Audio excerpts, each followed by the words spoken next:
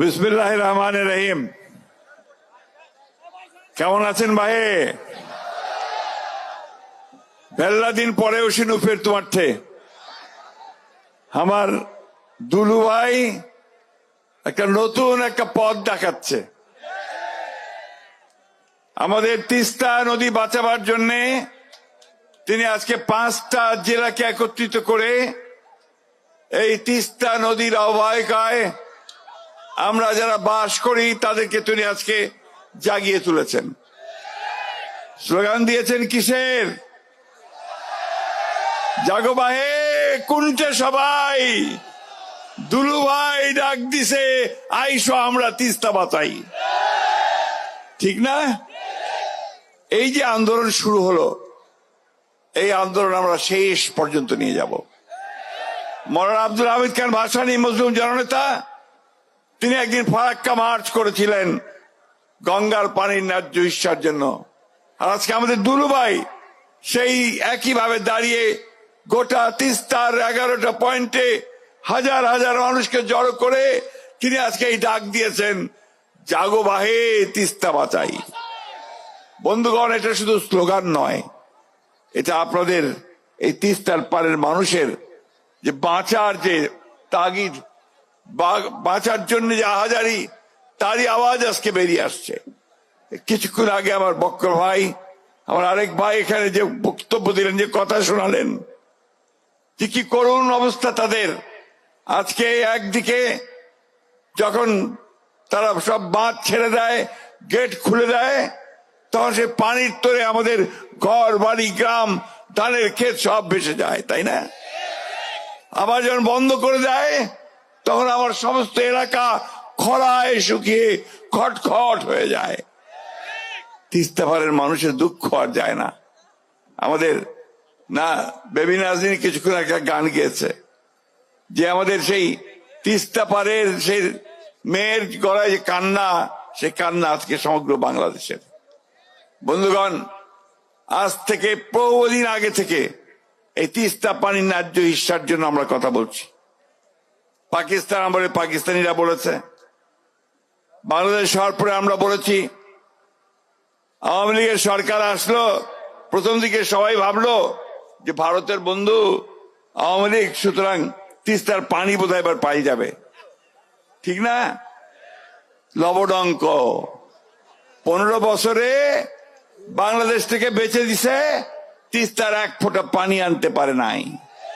শুধু তিস্তা নয় ভাই, 54টা নদী আছে যেগুলো ভারত থেকে আমাদের দেশে আসছে। সবগুলো নদীর উজানে তারা বাঁধ দিয়ে দিয়েছে।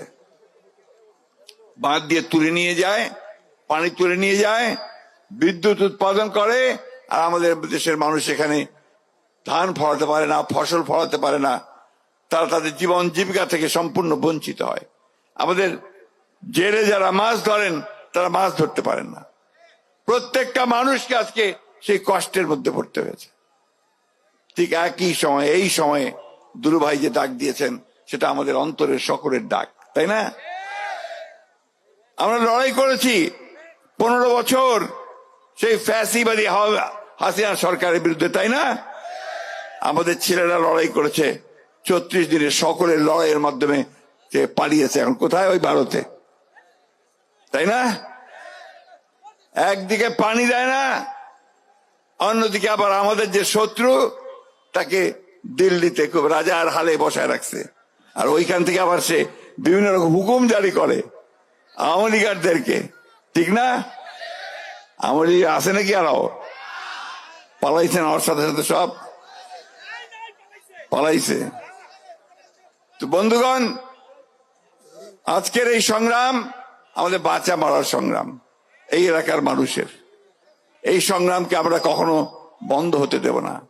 আজকে আমরা এই সরকারকে পরিষ্কার করে বলতে চাই, অন্তর্বর্তীকালীন সরকার, কথায় তো বলেন যে আপনারা নিরপেক্ষ, তো নিরপেক্ষ কিন্তু এই জায়গায় থাকলে চলবে না। এই জায়গায় আপনাকে মুখ খুলতে হবে, ভারতকে বলতে হবে যে আমার পানি ন্যায্য হিস্যা আমি চাই।